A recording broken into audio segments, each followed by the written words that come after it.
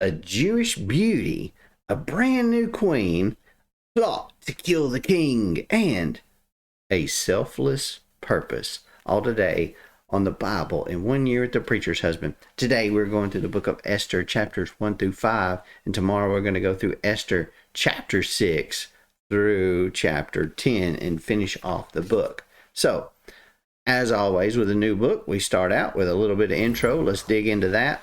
This book here is named for Esther, who is the leading character in the book. The author is unknown, but Jewish tradition identifies Mordecai as possibly being the writer of this book. It was written about 465 BC, and the events in Esther occurred in Persia between Ezra chapter 6 and chapter 7 that we've just been reading, during the years 485 to 465 BC.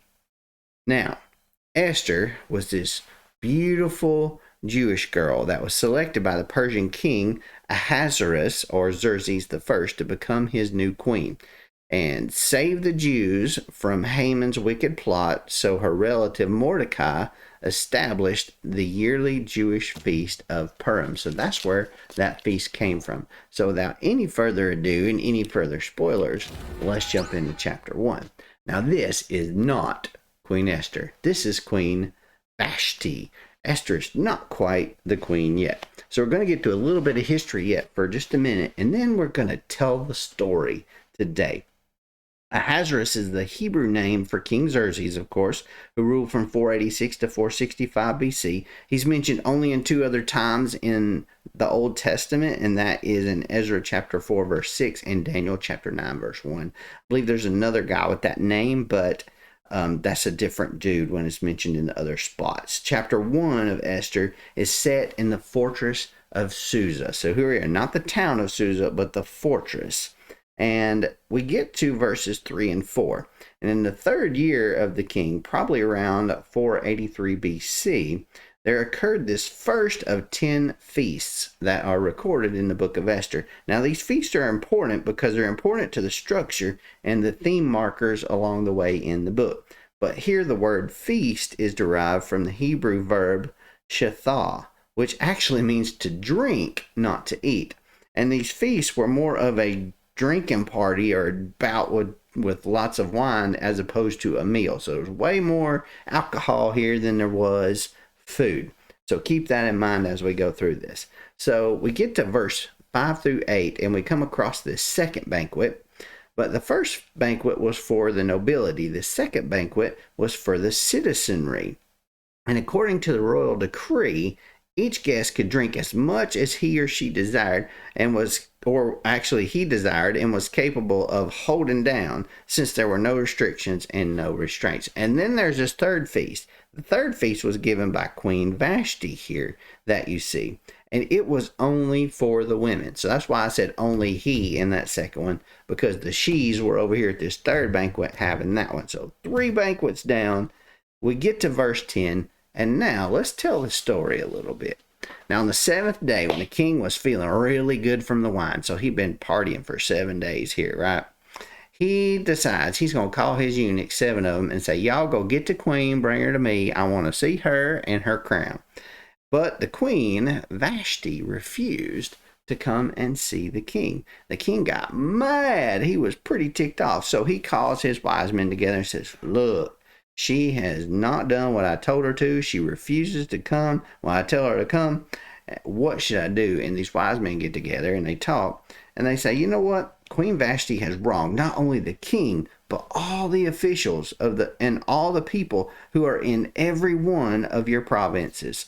For the queen's actions will become public knowledge soon, and all the women will know about it, and this is going to cause them to despise their husbands and not do what their husbands say. And then, of course, the nobility is going to find out about this as well, and those noble women are going to say, well, the queen didn't go when the king told her to do something, so why should I do what you tell me? So they're not going to do this, and there's going to be all this contempt and fury and mad and ill people and bad things happening. And so here's what we got to do. We've got to make a royal decree, and we got to nip this, right? So let's make this royal decree that says that Queen Vashti is not allowed to enter the king's presence, and her royal position is going to be taken away from her and given to another woman who is more worthy than she is. And then when that happens, all the women are going to honor their husbands from the greatest to the least. How about we do that? And the king's like, oh, okay, we're going to do it. So we get to chapter 2. Chapter 2, the search for a new queen begins. Enter Mordecai and Esther. So the search began by looking all over the kingdom for all the beautiful young virgins that were in the kingdom. And they gathered them all together and they brought them into the fortress of Susa at this harem where all the women stayed. Now, this Jewish man named Mordecai, right, he was the legal guardian of his cousin Hadassah. Now, Hadassah is actually Esther because she had no father or mother. The young woman had a beautiful figure and was extremely good looking, as it says in the Bible. When her father and her mother died, though, Mordecai had adopted her as his own daughter, even though she was probably his cousin. Now, when the king's edict became public knowledge about what was going on with the queen, Esther was taken to the palace along with all the others into the supervision of Haggai, who was the keeper of the women. He was one of the king's eunuchs. And Esther pleased him quite. She gained his favor right away, and she started accelerating very quickly through this process. And they sped up the beauty treatments and the special diet that she was receiving and kind of moved her ahead of the pack. And he assigned 7 hand-picked female servants to her from the palace, and then he transferred her and her servants to the harem's very best quarters. They were very taken with Esther at this point. But there was a secret involved here. Esther did not reveal her ethnicity or her family background to anybody because Mordecai had warned her not to let anybody know that she was a Jew, because that could affect how the king saw her. This king was a pagan, so pagans and Jews did not really mesh together very well. So when it came her turn to go in front of the king, she didn't ask for anything except what Haggai had instructed her to say. So she did exactly what she was told, exactly what she was told to say, and the king found favor in her, and everyone that was there found favor with her. They all liked her. So the king actually loved Esther more than any of the other women after this. So he crowned her queen in place of Vashti. So the king then held a banquet for all the officials, and this was Esther's banquet. There's the 4th one that we've had already. Then there's this little segue about Mordecai. So Mordecai is hanging out outside at the king's gate, and he's sitting there with a couple of the king's eunuchs, and they're talking about planning to assassinate the king. And Mordecai's just overhearing it. He's not involved in the conversation, but he hears what they're doing and what they're plotting to do. So he reports it to Esther, and she tells the king on Mordecai's behalf. Well, when the report was investigated and verified, both of those men ended up getting hanged on the gallows, and this event was recorded in the historical records. So, what did Mordecai get for all of this, for saving the king's life? Well, at this point, nothing. Not a single thing. He wasn't even recognized for it yet. Chapter 3. Now, after all of this had taken place, the king honored this guy named Haman, right? And Haman was promoted in the ranks and gave a higher position than all of the other officials. So he was essentially the second in command to the king. So he was the one that was basically the king when the king wasn't there. So the entire royal staff in the king's gate bowed down and paid homage to Haman because the king had commanded them to do so. But Mordecai did not. He refused to bow down. Well, when Haman saw this, he was not happy at all. And he said, who is this dude? I'm going to find out about this guy. So he finds out that his name is Mordecai and that he's a Jew. And then that made him not like Jews even more, right? There's the anti-Semitism in this story. He planned to destroy not only Mordecai, but all of Mordecai's people on top of that. So he has this plot, right?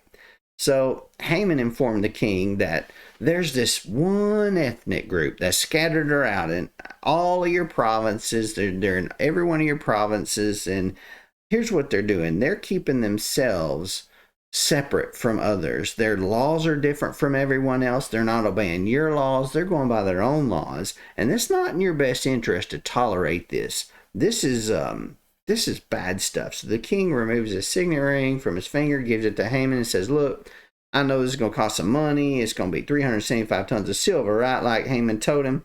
So here, you just take that money, you take this ring, you write what you need to write, and do what you need to do.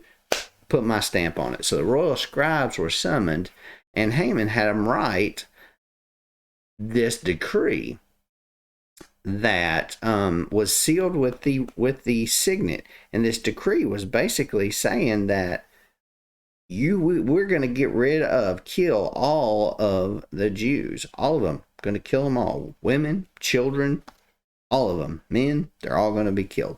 So a copy of this was sent to all the people, so that they could get ready for what was about to come. Thus, chapter 4. Bum, ba, da, bum. So, when Mordecai finds out about this, he goes and tells Esther, and Esther's female servants, the eunuchs, came and reported the news from Mordecai to her, and she was overcome with fear. She was terrified about this. So Esther summoned one of her eunuchs and said, here, I need you to go to Mordecai and tell him what's going on here on my side of things. So Mordecai tells this eunuch everything that's happened in more details, and even gives him a copy of the written decree that was issued in Susa, ordering the destruction of the Jews. So this eunuch reports back to Esther, and she's pretty tore up. She says, okay, you go tell Mordecai that I really can't do anything about this, because if I go in front of the king without being summoned, it could be the death penalty for me. He will kill me unless he extends his gold scepter, and that allows the person to live. But it could be my death if I go in front of the king without being invited. But Mordecai told the messenger, you tell Esther this: don't think that you will escape the fate of all the Jews, because you are in the king's palace. If you keep silent at this time, relief and deliverance will come to the Jewish people from another place, but you and your father's family will be destroyed. Who knows, perhaps you have come to your royal position for a time such as this. That's one of those famous verses in verse 14. And then Esther replied to Mordecai. And in verse 16, you see here, go, gather together all the Jews who are in Susa and fast for me. Do not eat or drink for 3 days, night or day, and I, my maids, will fast as you do. When this is done, I will go to the king, even though it is against the law. And if I perish, I perish. So she is willing to give up her life for her people. And she does. Chapter 5. She approaches the king when she was not called to do so. On the 3rd day of this fast, Esther, she dressed up in her royal clothing, and she stood in the inner courtyard of the palace facing it. The king was sitting on his royal throne in the royal courtroom, facing its entrance. And as soon as Queen Esther comes in, what do you think happened? Well, as usual, she's beautiful, so she gained the king's favor. And he extends out the gold scepter in his hand toward Esther, and she approached him and touched the tip of the scepter. And the king's like, what do you want, my queen? He said, just ask whatever you want. I'll give it to you. So she goes, well, actually, I want you and Haman to come today to a banquet that I have prepared. So the king and Haman went to the banquet. Dun, dun, dun, dun, dun, dun. There's the banquet. And while they were drinking, the king asked Esther, what in the world are you bringing me here? He knew something was up, because here she is whining and dining these two dudes, right? Whatever you want, it will be done. Just ask. So Esther answered, okay, may the king and Haman come to another banquet that I'll prepare for them tomorrow, and then I will do what the king has asked. That day Haman left and saw Mordecai at the king's gate when he left this first feast here that she had prepared, this banquet she had prepared. And Haman was filled with rage towards him because when he got there to the gate, Mordecai didn't even get up. He was just sitting there. He didn't even get up. He didn't rise. He didn't tremble in fear at his presence. He just acted like he wasn't even there. So Haman sent for his friends. And his friends, he talked to his friends and family about this, and they were pretty ticked off about Mordecai's, I guess, lack of respect for his authority. So they said, look, have them build a gallows 75 feet tall. Ask the king in the morning to hang Mordecai on it. Then go to the banquet with the king and enjoy yourself. The advice pleased Haman, so he had the gallows constructed. But wait, there's more. Tomorrow, on another episode of the Bible in 1 year with the preacher's husband, we will see the exciting conclusion of the book of Esther. Now, I've got to say, sometimes God places people in positions in which they later can do great good for his plan and his people, even though the reason that we are in such a position may not be clear initially.